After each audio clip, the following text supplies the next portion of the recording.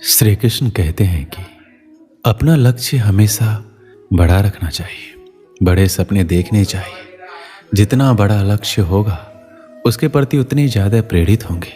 हो सकता है बड़ा लक्ष्य आप हासिल ना भी कर पाए, लेकिन उस बड़े लक्ष्य के पीछे जाते जाते आप बहुत कुछ हासिल कर लेंगे। प्रेरणा आपके बहुत ज़्यादा प्रयास करने से नहीं आएगी। इसके लिए आपको थोड़े से अपने विचार में, सोच में परिवर्तन रखना होगा। कठिनाइयों में या विपरीत परिस्थिति में आपको हमेशा संभावनाओं के बारे में सोचना चाहिए और आपको इसकी आदत डालनी चाहिए। चाहे परिस्थिति कुछ भी हो, आपको पहले उसको स्वीकार कर लेना चाहिए। इसके बाद आपको आगे की संभावनाओं के बारे में सोचने की आदत डालनी चाहिए। ऐसी आदत डालने के लिए आप छोटी छोटी परिस्थितियों से शुरुआत कर सकते हैं। कभी भी अगर आपके मन में नकारात्मक विचार आए तो आप ये सोचने की आदत डालिए कि ज़्यादा से ज़्यादा क्या हो सकता है, ज़्यादा से ज़्यादा क्या नुकसान हो सकता है। आपको लगेगा कि ये बहुत छोटी सी बात है और आपका नकारात्मक विचार चला जाएगा और आप प्रेरित रहेंगे अपने कार्य के प्रति। गलत स्वभाव रखने से आपकी प्रेरणा खत्म हो जाएगी। आपको एक अच्छा इंसान बनने की ज़रूरत है। एक अच्छा इंसान बनने से आप हमेशा प्रेरित रहते हैं और गलत इंसान बनने से आपके जीवन में नकारात्मकता बढ़ती जाती है। और ना यकीन हो तो आप खुद करके देख लीजिए। अपने जीवन में महान चीज़ों को पूरा करने के लिए आपको जिस प्रेरणा की आवश्यकता होगी उसे प्रदान करने के लिए दूसरों पर निर्भर रहना अवास्तविक है। आत्म प्रेरणा एक ऐसी चीज़ है जिसे सीखा जा सकता है यदि आपके पास पहले से नहीं है। प्रेरणा की कमी का सबसे बड़ा कारण है कि कई लोग अपने लक्ष्यों को प्राप्त नहीं कर पाते, जिसके परिणाम स्वरूप खालीपन की भावना पैदा होती है। यहाँ हम आपको भगवान श्री कृष्ण के द्वारा बताए गए सरल तकनीकों के बारे में आपको बताएंगे, जिनका उपयोग आप अपनी आत्म प्रेरणा को बनाए रखने में मदद कर सकते हैं, ताकि आप अपने लिए निर्धारित किसी भी उद्देश्य को लगातार पूरा कर सकें।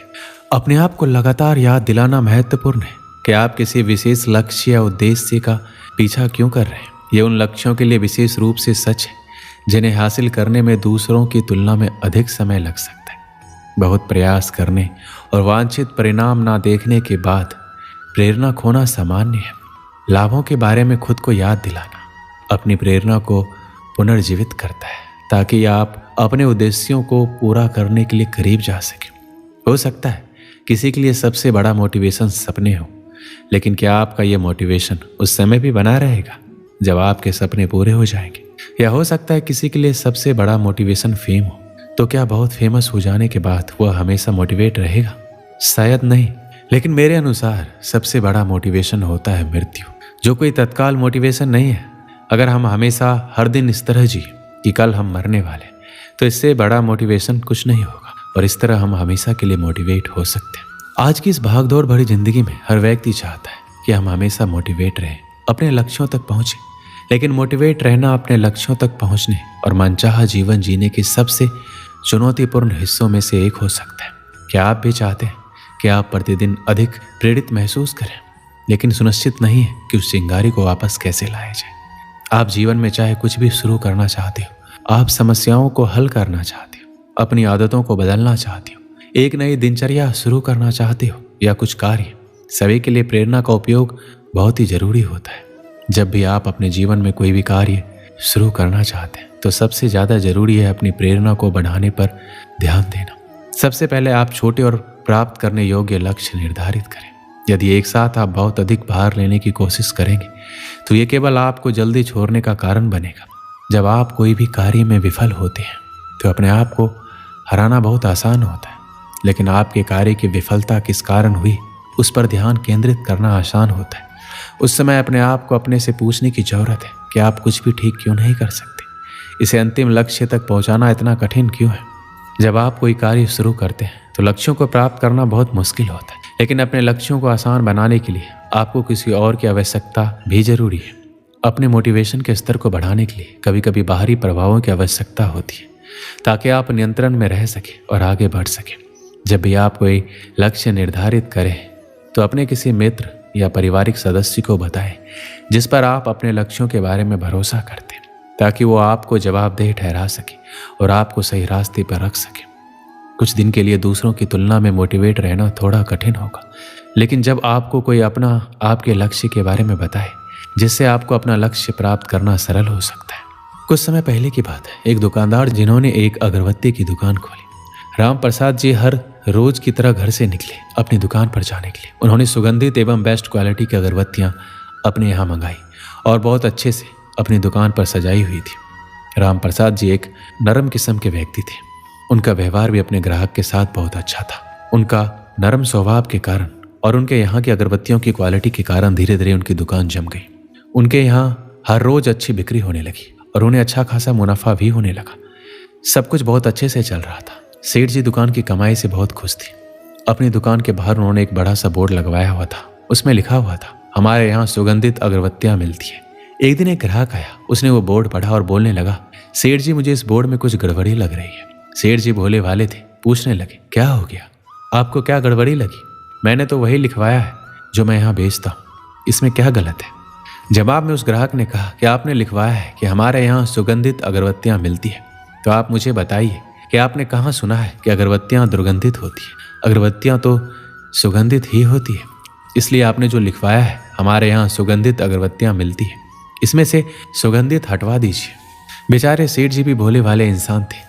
उस ग्राहक की बात में सेठ जी आ गए और सोचने लगे कि बात तो सही कह रहे हैं। उसने बोर्ड से सुगंधित शब्द हटवा दिया। अब उसके बोर्ड पे लिखा हुआ था, हमारे यहाँ अगरबत्तियां मिलती है। फिर सब कुछ ठीक चल रहा था। अभी भी दुकान अच्छा खासा मुनाफा कमा रही थी। कुछ समय के बाद एक और सज्जन आए।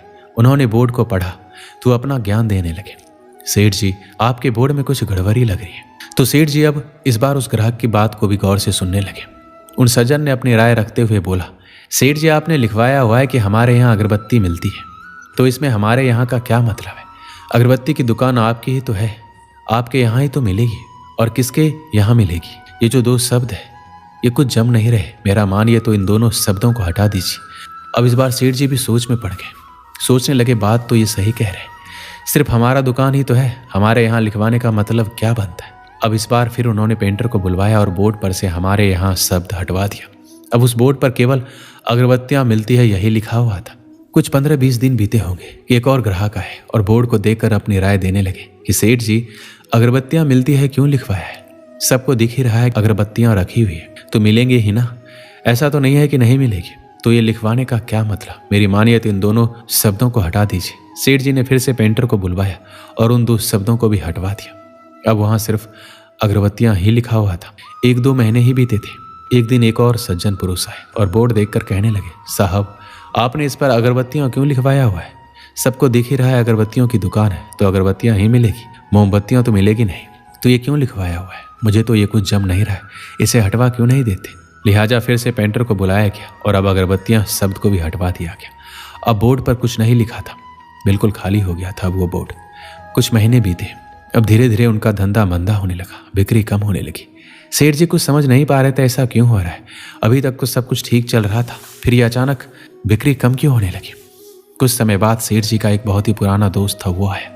दुकान पर ऐसे ही बात चलने लगी तो चलते चलते बात काम धंधे के ऊपर चलने लगी।